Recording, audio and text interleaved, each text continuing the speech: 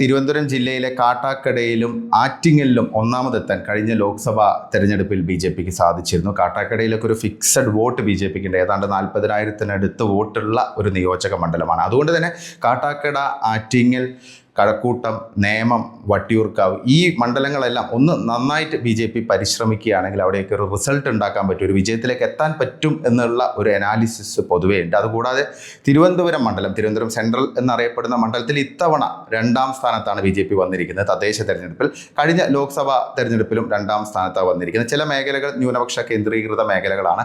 അതുകൊണ്ട് തന്നെ അവിടെ വിജയിക്കാൻ ബി ജെ പിക്ക് സാധിക്കുമോ എന്നുള്ളൊരു ചോദ്യമുണ്ട്. പക്ഷേ അങ്ങനെയാണെങ്കിൽ നല്ലൊരു സ്ഥാനാർത്ഥിയൊക്കെ കൊണ്ടുവരാൻ സാധിക്കുകയാണ്. ഒരു മികച്ച സ്ഥാനാർത്ഥിയെ കൊണ്ടുവന്ന് നിഷ്പക്ഷ വോട്ടുകളൊക്കെ നേടിയെടുക്കാൻ പറ്റുന്നൊരു സ്ഥാനാർത്ഥിയാണെങ്കിൽ അത് വലിയൊരു ഇമ്പാക്റ്റ് ഉണ്ടാക്കി. അവിടെയും വേണമെങ്കിൽ ബി ജെ പിക്ക് ജയിക്കാൻ പറ്റും. പ്രത്യേകിച്ച് തിരുവനന്തപുരം കോർപ്പറേഷനിലെ പല പ്രധാനപ്പെട്ട വാർഡുകളും നിൽക്കുന്നത് ഈ തിരുവനന്തപുരം സെൻട്രലിലാണ്. അപ്പോൾ അവിടെയൊക്കെ വലിയ മുന്നേറ്റം ഉണ്ടാക്കാൻ, പത്മനാഭസ്വാമി ക്ഷേത്രത്തിന് ചുറ്റുമുള്ള വാർഡുകളൊക്കെ വമ്പൻ മുന്നേറ്റം ഉണ്ടാക്കാൻ ബി ജെ പിക്ക് ഇത്തവണ കഴിഞ്ഞിട്ടുണ്ട്. അപ്പം ഇതൊക്കെ ഒരു വലിയ പ്രതീക്ഷയാണ്.